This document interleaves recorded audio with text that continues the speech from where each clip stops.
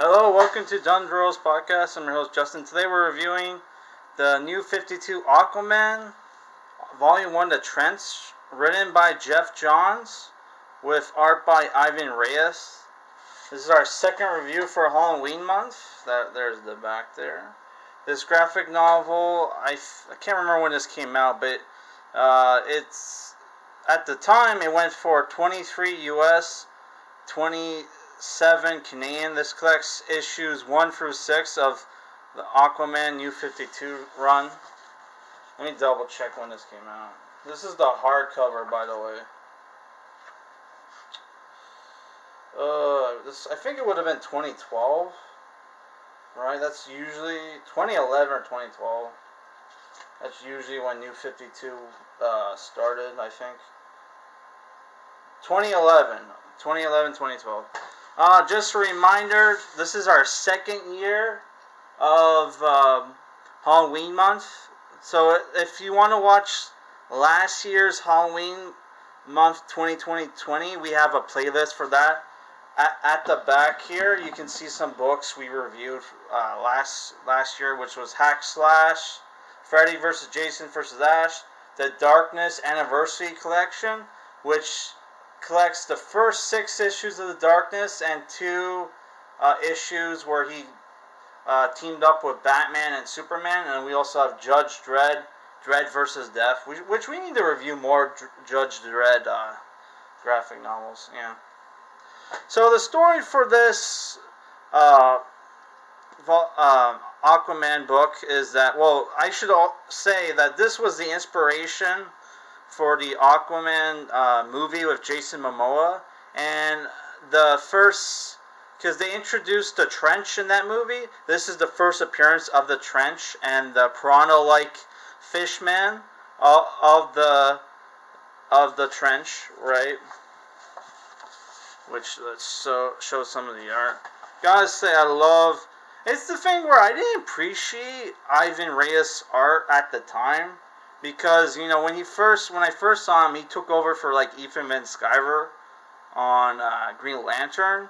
So it was like, obviously, compared to Ethan Van Sciver's art, he's not as good, but he's still a good artist in his own right? So there's the, you know what. So the story for this book is basically Aquaman moved in. I think he's in Boston, living in Boston Harbor. He moved in to his old lighthouse that he used to live in as a kid with his dad, with his wife Mira, right, who's in the book, right? And at first, you know, Aquaman is getting a lot of flack from people because you know, Aquaman at this point in time was considered a joke. It wasn't until this run by Geoff Johns that people started to take Aquaman seriously. So, like, yeah, there's a lot of jokes in here on Aquaman's expense. Even this hipster asshole interrupts, like, Aquaman at his, like, you know, at his lunch break, right? Where he's trying to order some fish and chips, and this hipster asshole makes fun of him to his face. Like, how does it feel like to be a joke, Aquaman? He's like, fuck you, asshole.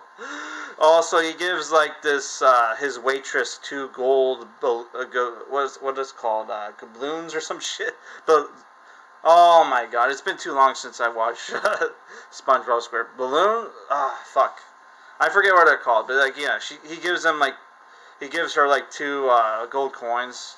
Put your kids through college, waitress lady, right? So, yeah, the main story for this book is basically these fishmen from the Trench are attacking the surface, and they're going around killing and eating people. They even eat themselves, like, they're wounded, right, and dead, right? And they want to bring them back to their queen, right? And they're also kidnapping people, right?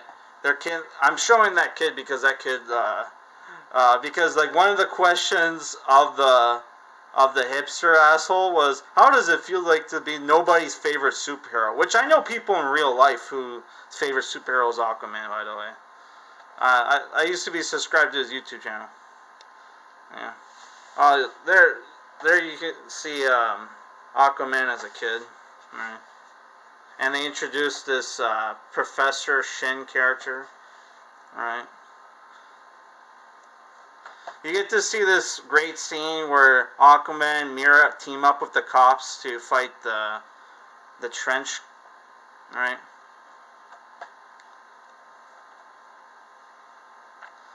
Also, I forgot to mention they save a dog, right? And at the end of the issue, they rescue everybody that were taken by the trench because they put them in cocoons, right? Where they find this dog, right? And Aquaman at the end of this arc adopts the dog, which I thought was cute, right? So they don't give it a name. Where's the dog? Oh, there's the dog character. Yeah, they adopt the dog at the end.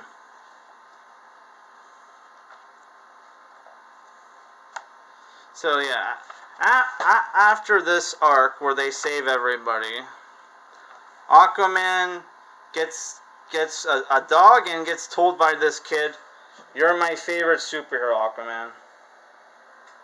Right, which, you know, after him getting shit on for like 3 issues, that was a pretty cool thing, right? So like, yeah, after that, oh, there's where he gets the dog.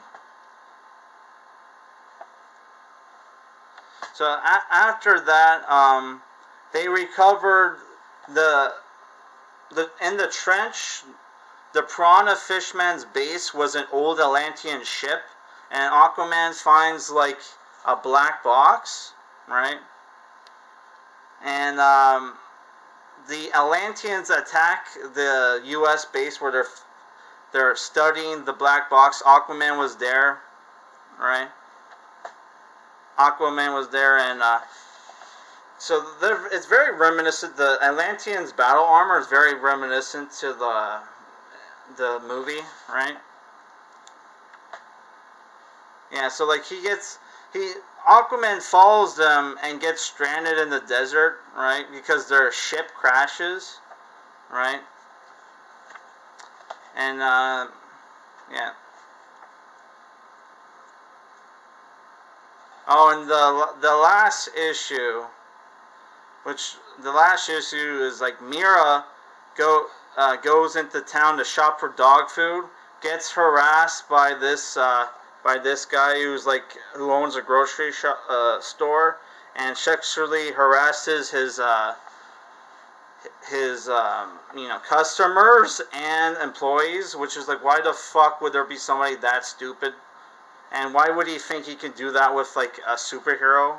That was dumb. So she gets arrested by the cops, and they take her along to stop this guy from who killed his wife and is, using his daughter as a hostage. Mera stops him, right? And then like runs away and gets free dog food by one of the chicks that worked at the grocery store. And we find out, she was supposed to kill her husband, right? So that's the end of the story. I really enjoyed this book. There's like some cool action. The trench piranha fishmen were interesting villains because, like, Aquaman's supposed to be like defender of the sea and stuff, so he's like hesitant on killing like this entire race of like piranha fishmen, even though they are hostile to humans. But eventually he does. He does. So that was cool. The whole thing where like Aquaman earns the respect of the people of Boston, which I think is his base. Yeah, that was also cool. And we're also there's also a subplot where like Aquaman wants to learned on the old Atlantean ship's black box that something caused the Atlantis to sink. It wasn't natural causes, so he wants to find out how that happened. Even though I think we read a we read a book where we found out actually it was Aquaman went back in time and caused the Atlantis to sink. But that was before New 52. That was in the 90s, or sorry, the early 2000s, right? So that doesn't count. Overall, I enjoyed this book, and I think if you're a Geoff Johns fan, you will enjoy this book as well. I did think the sexist character was kind of dumb. Like, I don't think that would someone like that wouldn't be stupid enough to sexually harass a female superhero, but it happened. I don't know, man. That's the only SJW part of the book, right? But everything else was pretty much fantastic, and I love Ivan Reis' art. And I actually picked up volume 2 of this series recently, so I'm gonna review that at some point. So I'm giving this like a 7.5 out of 10. Right. So my third book review for Halloween month is going to be Spider-Man Torment, the graphic novel by Todd McFarlane, which it looks thick, but it's only like 5 issues, right? So, yeah, Spider-Man fights the Lizard. Yeah, so I remember this being pretty good, right? So yeah, look forward to that review, and this weekend I might do a comic haul video. I heard at Walmart they started selling like these DC comic packs where you can buy like comics that come with like a Halloween mask or whatever. So I'm gonna try to pick some up if they sell them at my local store, at my local Walmart, which I don't know if they do. I'll find out this weekend. If not, I did pick up some books at the dollar store, which is like the only place I can go to buy comics now. Because of you, check out my latest channel update if you want to learn why. Right? So I did buy some books there, and yeah, if we don't end up picking up stuff at Walmart, I'll show off those books on this Saturday. All right, guys.